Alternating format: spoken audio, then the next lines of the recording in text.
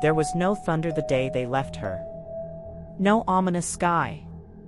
No dramatic wind. Just silence. A silence so cruel it could slice skin.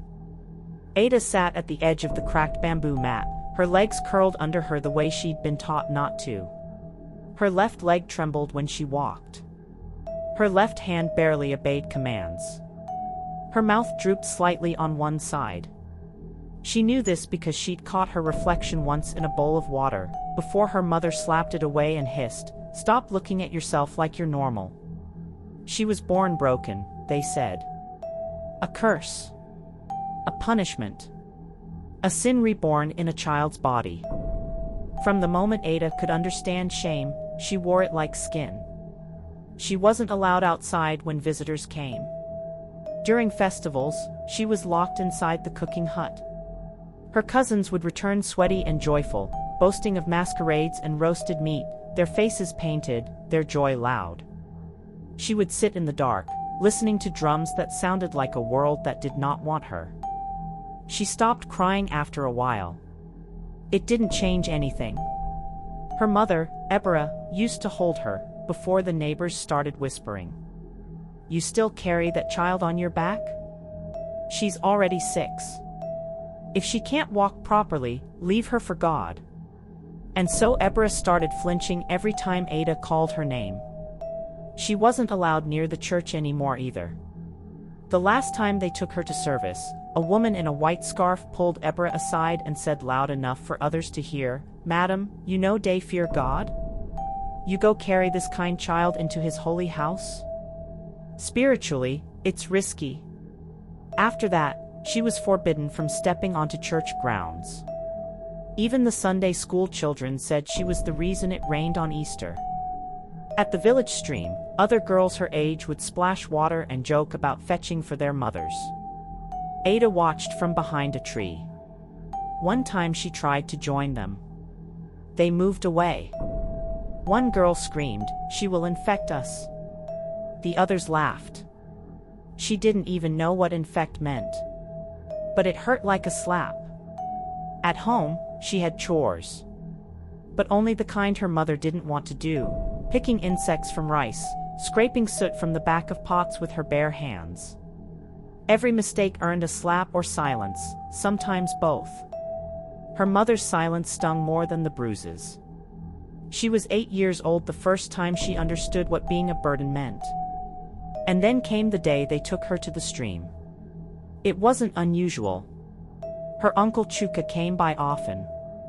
He was the one who bought her mother food when things got tight. He owned 2 motorcycles and had money. That morning, he arrived with an eerie softness in his voice. "Let's take her out," he said. "It'll do her good.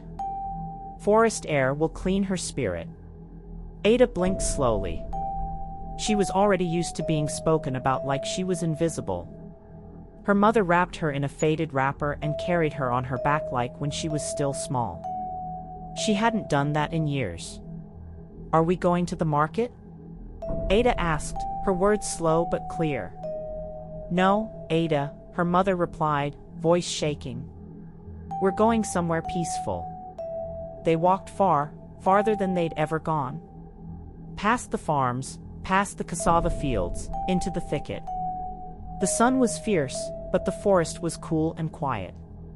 The kind of quiet that makes you realize the world doesn't care about your noise.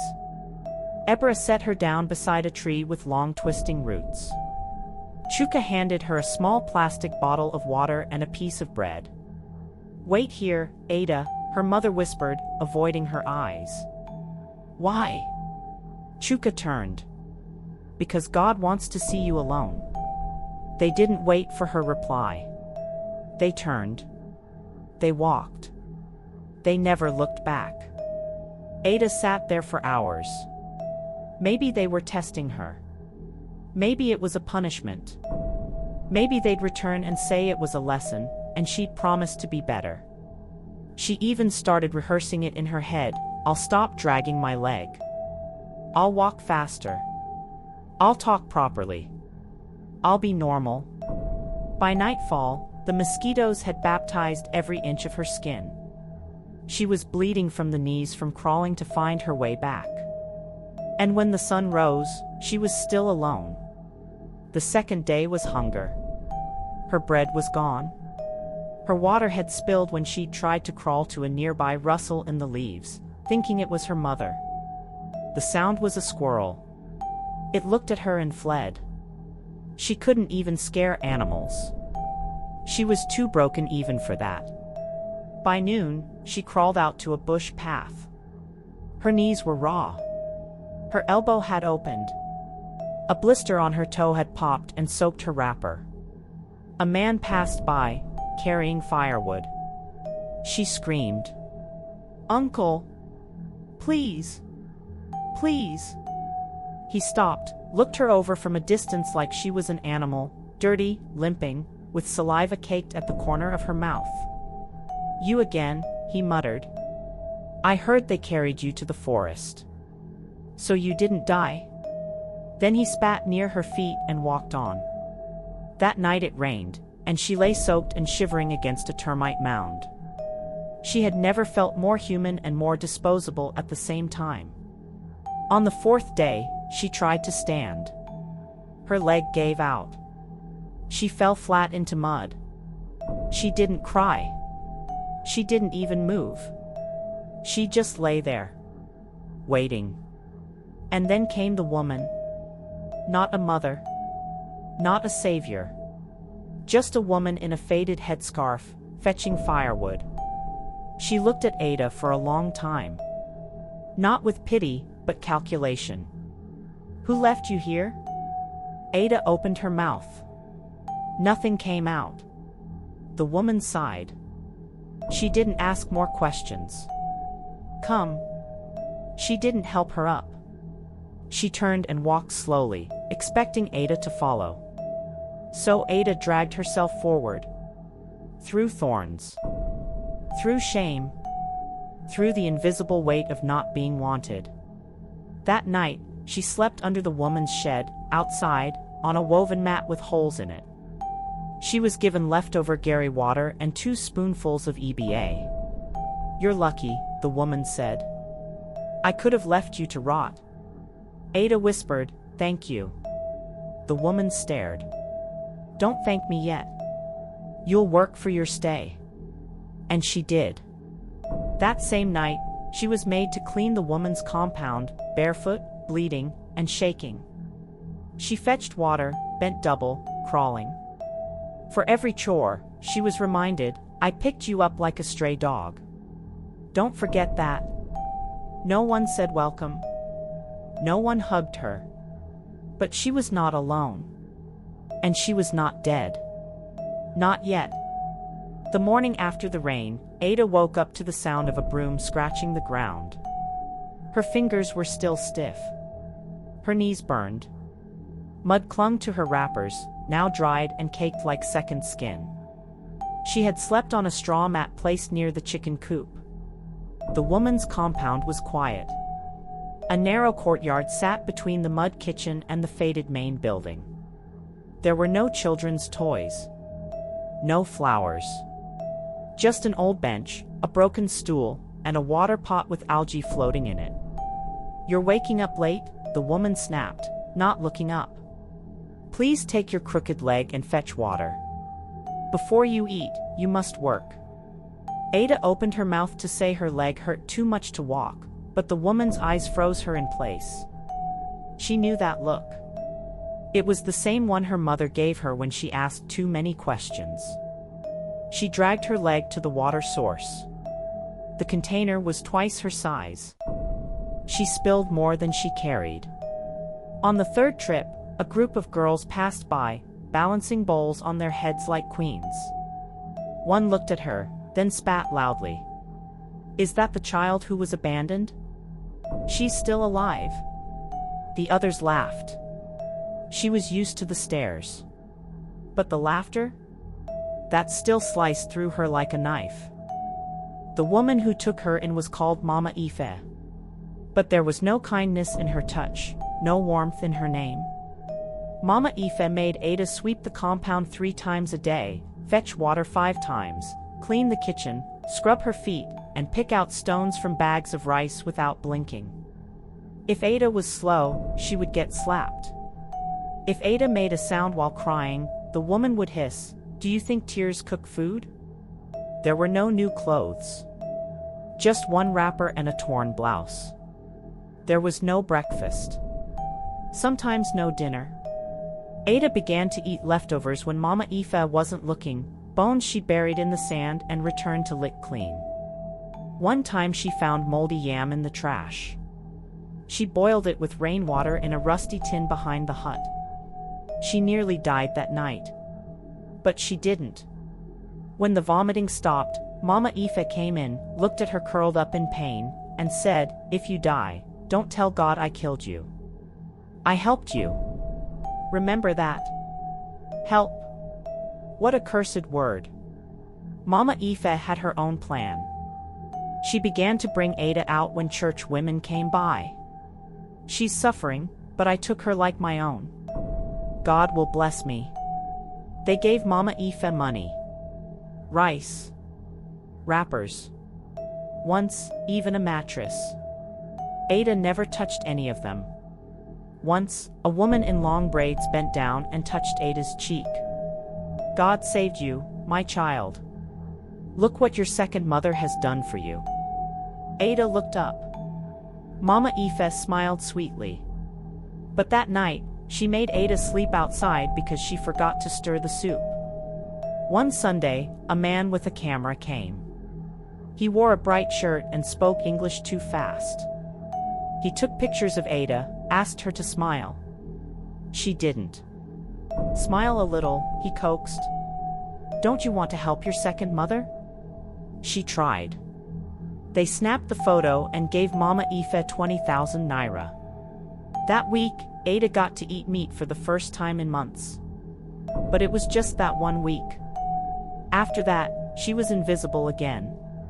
She began to dream in silence.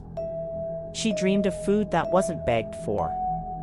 Of clothes that smelled clean. Of being touched without fear. She learned to keep her hopes small, quiet. Like seeds buried too deep to grow.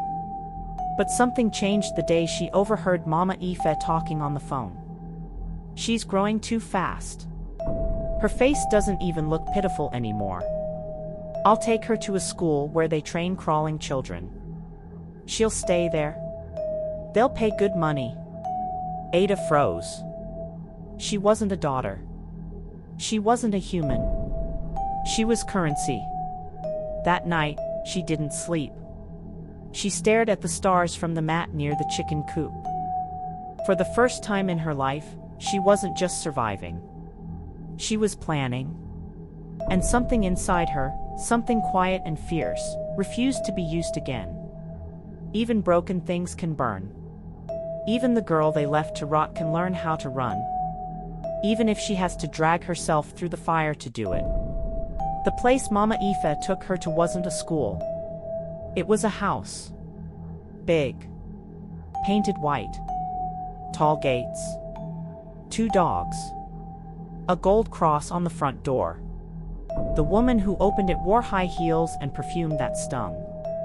Her voice was sugar-coated, too sweet to trust. "Oh, this must be the one. Bring her in." "Poor thing, look at those eyes." Ada looked down. She didn't want to cry. She didn't want to give them what they wanted. Whatever that was. They told her she'd be safe here. That this was a home for gifted children. But she noticed there were no other children. Just chores. Just cameras. Just visitors. She was given a bed, but no rest. A uniform, but no schooling. She learned quickly that smiles were currency.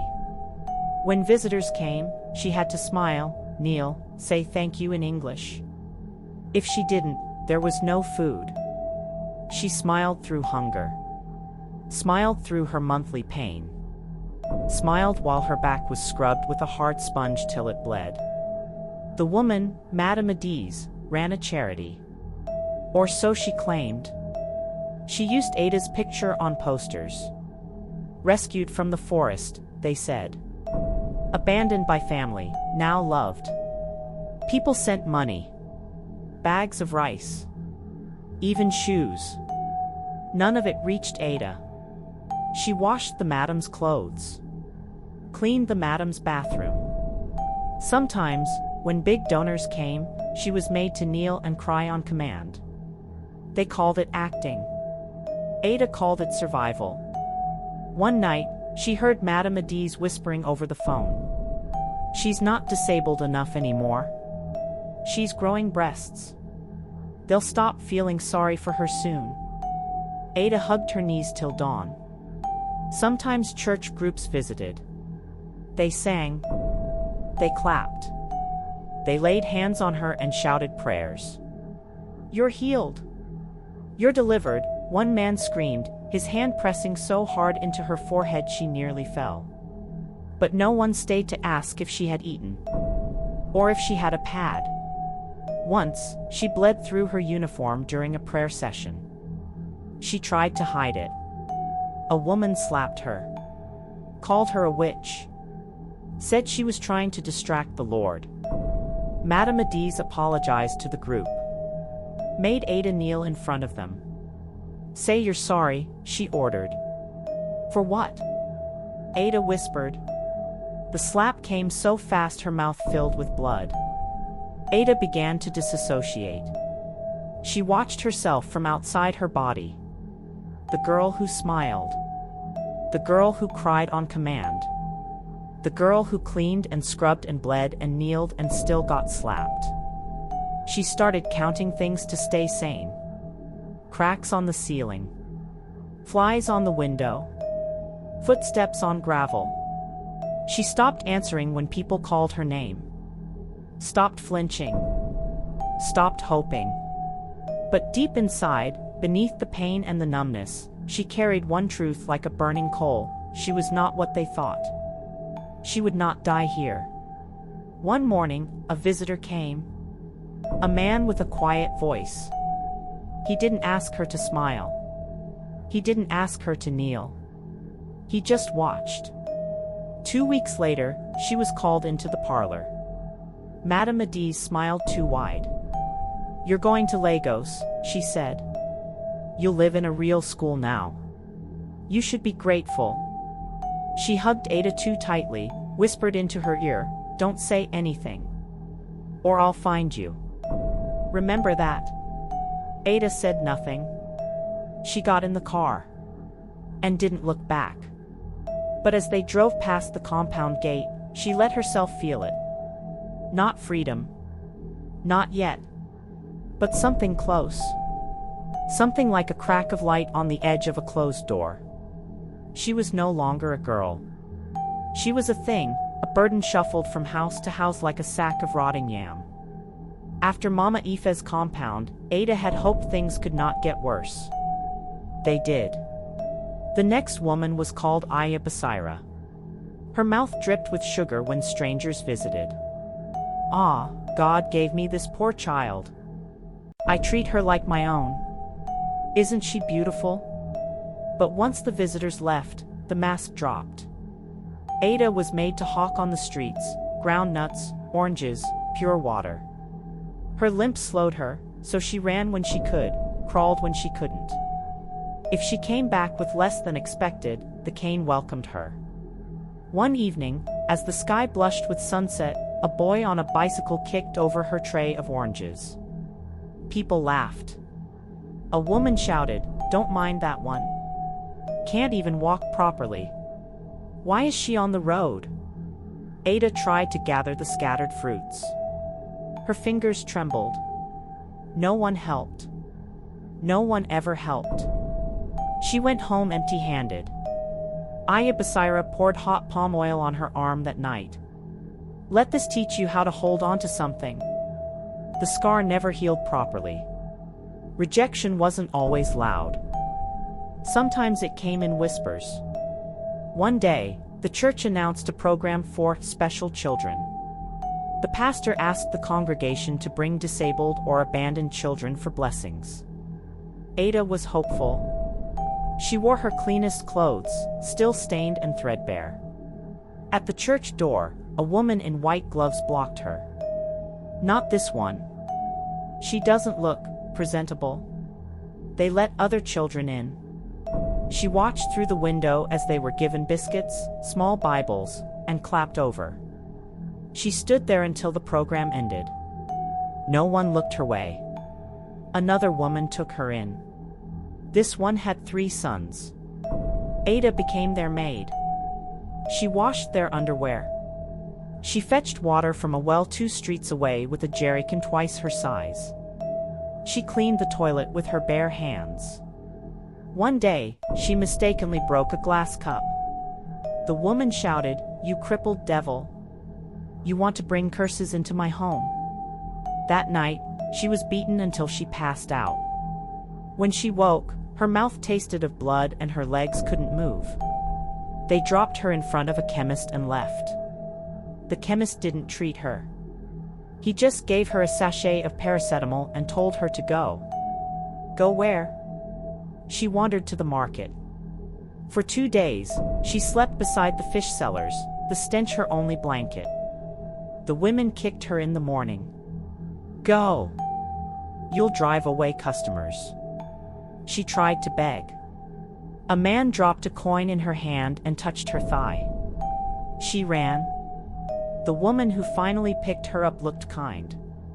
She wore soft ankara and called her my daughter. She gave her a bath, a warm meal. Ada wept that night. She thought, maybe this is the beginning of something good. But kindness always came with a price.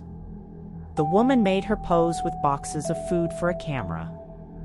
Smile, smile now. Don't you want people to see how I'm helping you? The pictures went online. The woman received money from abroad. Ada saw her counting dollars in her bedroom one night. The next day, she went back to eating watery Gary. That week, the woman brought in another child. Then another. All of them had visible scars, crooked limbs, burns. Ada overheard her on the phone. The donors love these pitiful ones. The more tragic, the better. Let me package their stories small. Ada realized then, she wasn't a person. She was currency. And everyone wanted their share. But she was watching now. Closely. Quietly. They thought she was too broken to think. Too weak to remember. Too soft to bite back. They were wrong. Somewhere beneath the wounds, a storm was gathering. Not for pity, but for reckoning. She ran. Not with her legs, because her legs were tired. Worn. Scarred beyond repair. But she ran with her mind, away from the houses, the chemicals, the flash of phone cameras, and the empty promises that clung to her like dust. Ada didn't even pack. There was nothing to pack. Just the 2 thin wrappers she wore, a rusted coin hidden in her bra, and her name. That was all they hadn't stolen. She ran until the city ended and the bush began, and when the bush ended and the noise of Lagos returned, she ran again, into it, against it, through it. She slept under benches. In dry gutters. On flattened cartons behind shops where the rats kept her company and the rain mocked her with icy fingers. Each morning, she woke up and worked. It didn't matter what it was, pounding yam in buka kitchens until her palms bled, grinding pepper in markets until her back seized, carrying crates, sweeping compounds, plucking chickens, washing clothes. Nobody wanted to know where she came from. And that was Mercy. The first person to look her in the eye was a woman named Madame Rita. She ran a corner bookshop and needed someone to mop the floor and arrange second-hand textbooks. She didn't smile when Ada limped in and asked for work. She didn't ask why she limped. She simply said, "Come early. Don't steal." So Ada came early. Earlier than required. She worked long after the shop closed. She never touched what wasn't hers. She cleaned with care, handled books like they were sacred. She smiled quietly when customers entered, and remembered the names of those who came twice. At first, Madame Rita didn't say much. She watched, observed, gave small tests, left an extra 500 naira in the till, placed a fancy pen in the drawer, told Ada to lock up when she had to leave early. Each time, Ada passed. The till always balanced. The pen was untouched.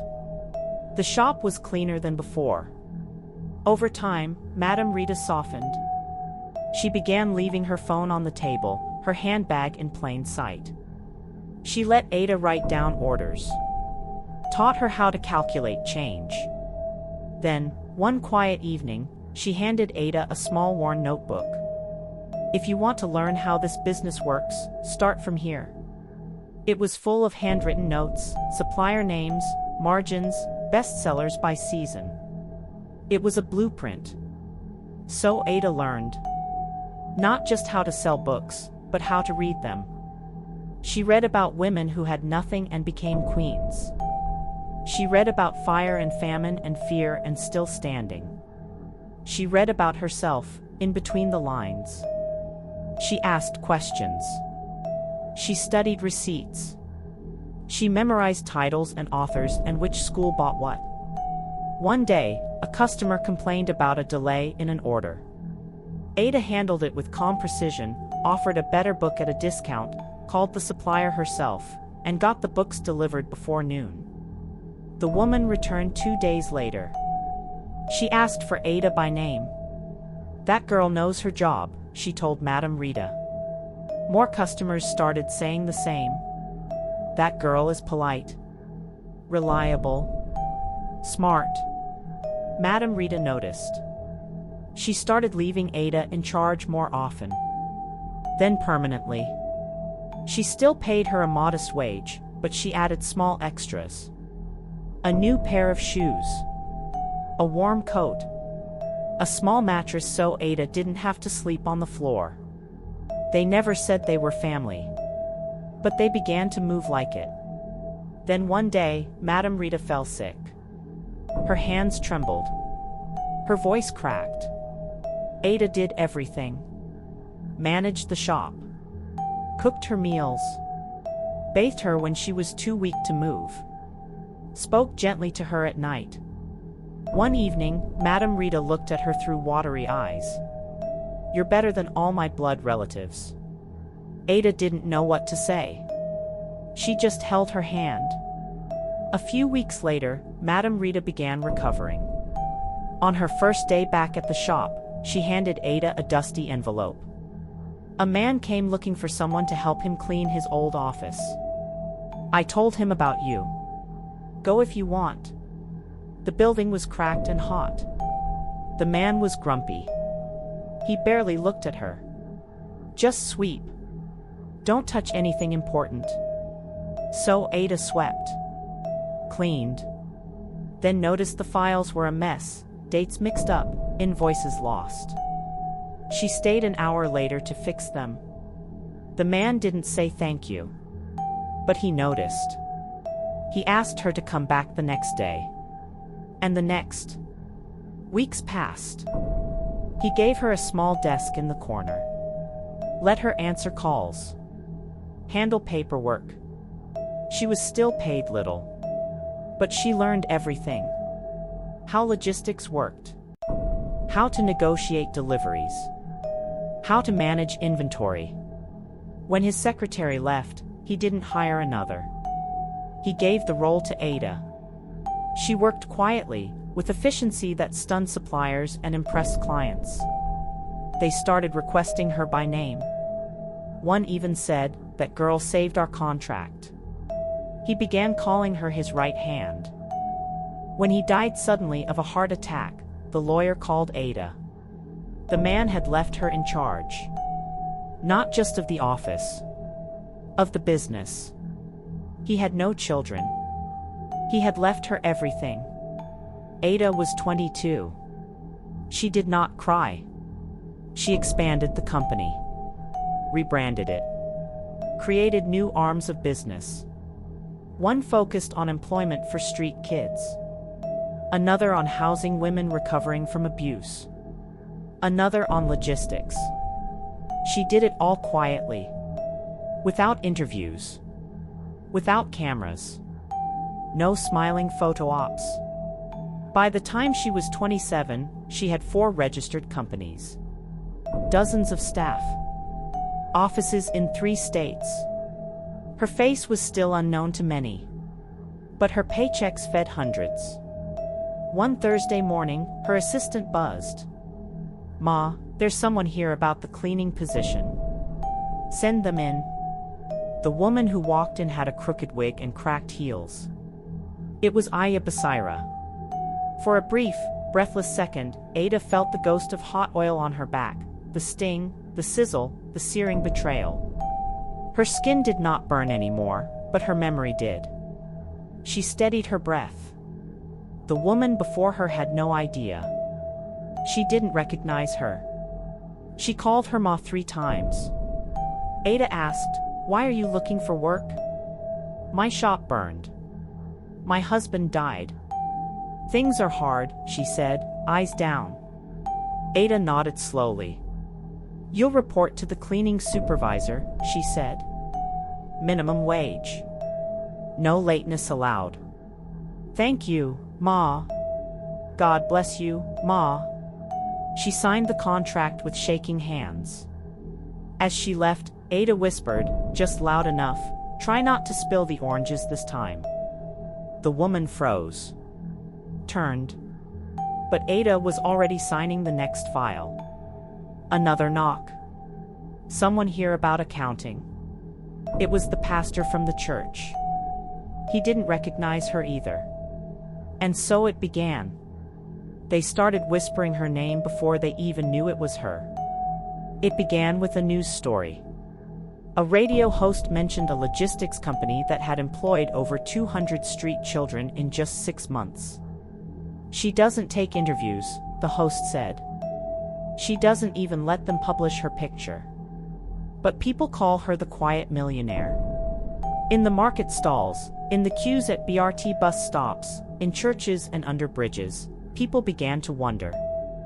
Who was she? Then came a story from a former staff member. "She paid for my son's surgery, and I wasn't even her cleaner anymore. I just called her. She said nothing, just sent the money." Another woman whispered in awe, "I heard she walks alone to some of the shelters. No driver. Just her and one small black bag. She sits with the girls. Sometimes prays with them." They told stories like prayers. "She gave that beggar on Ajayi Street an apartment. My cousin was kidnapped. They said one of her companies tracked the van. She came to the school when they tried to expel that girl for being pregnant. She didn't shout. She just paid the girl's fees and told the principal she would be back in 9 months." Whispers turned to rumors. Rumors turned into a movement. People called her a saint, a guardian, a mystery. She became a shadow of hope in a city that usually forgot people like them. But Ada didn't know. She didn't listen to the radio. She didn't read the blogs. She was too busy. There were always shoes to buy for the children. Girls to hire before they fell through the cracks. Warehouses to repair. Letters to write. Food to order. Lawsuits to avoid. Lives to untangle. She worked late into the night. She carried 4 phones and always forgot to charge at least 2. She skipped dinners. Slept on her office couch. Sometimes wept for no reason except that she remembered her sister's laughter from years ago and couldn't remember the shape of her mother's nose. Then one evening, her assistant ran in with wide eyes. "They're talking about you on Inspiration FM. They called you a national treasure." "Ma, they're trying to guess your real name." Ada looked up from her desk, pen paused mid-stroke. "Did they guess it?" "No, Ma. But someone said they think you grew up in Mushin. That your name might start with an A." Ada chuckled quietly. "Let them guess. Should I respond? Should we call the station? Issue a press release?" Ada shook her head. We're not here for stories. We're here for the work. But that night, when the office was empty and the city outside had softened into dark silence, she turned on the radio. The host's voice was smooth and low. And whoever she is, this woman's actions prove that Lagos has angels. Ada didn't smile. She only turned off the radio. And cried. Quietly. Because angels don't get burned with hot oil. Angels don't bury sisters with their bare hands. Angels don't carry names they once begged to forget. But Ada did. And somehow, that was enough. Rain tapped against the office windows, soft and steady like a lullaby, but Ada wasn't listening. She sat in silence, her fingers lightly grazing the desk where her first paycheck had once sat, a desk that used to belong to someone else, in a life she no longer lived. Now, the chair across from her held a ghost. He was thinner. His agbada no longer stiff with pride but limp with time and neglect. His beard had more white than black now. But the arrogance was still there, in the way he didn't knock before walking into her office. In the way he sat down before being asked. In the way he said her name. Ada. She didn't flinch. She didn't speak. She just waited. He licked his lips, maybe expecting warmth, a hug, or a tearful reunion. Instead, he was met with the soft whir of the AC and the distant clatter of her staff typing outside the glass doors. "You remember me?" he asked. Still, she said nothing. "Hi. I know I made mistakes. But I'm still your father." Ada stood up slowly. Walked to the window.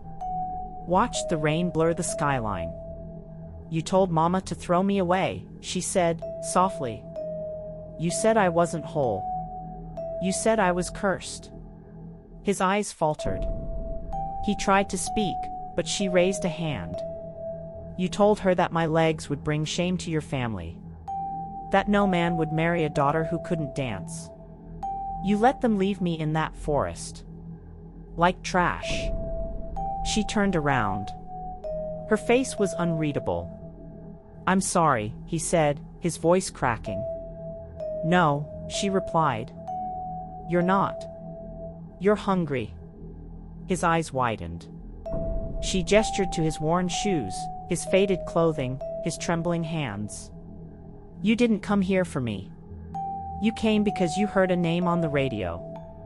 Because someone told you I sign paychecks now. Because your wife left you. Because your new sons are in prison. Because your business collapsed." He opened his mouth to protest. "Don't lie," she said. "Not here." He looked around, as if expecting someone to save him. But there was only her. Ada walked back to her desk and sat down. She pulled out a form. A basic employee intake sheet.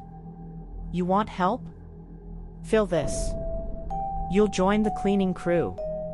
Start from there." He looked at the paper like it had insulted him. "I'm your father." Ada looked him in the eye. "No. You're a man I used to cry for in the dark. That's not the same thing." He stood up, knocking over the chair. "You think this success will last? You think you're God now?" She remained seated. Calm. "No," she said. "But I'm no longer the girl you left to rot in the forest." He stormed out. Outside, the staff stared as he passed. Nobody asked who he was. But Ada knew the whispers would begin. Let them. She had more meetings. By sunset, she had signed 3 new partnerships, approved a budget for a youth shelter, and eaten dinner with her team. As she left the office, the rain had stopped. A street kid ran up to her, barefoot and smiling, handing her a torn flyer. "Job fair, Auntie," he beamed. "They say it's from your company." Ada smiled. "Be there early," she said. "Wear a clean shirt." She walked on. Past the hungry ghosts. Past the city that once spat her out, toward the future she built with broken hands. And behind her, in the growing night, the world began to whisper her name, not in pity, not in scorn, but in awe.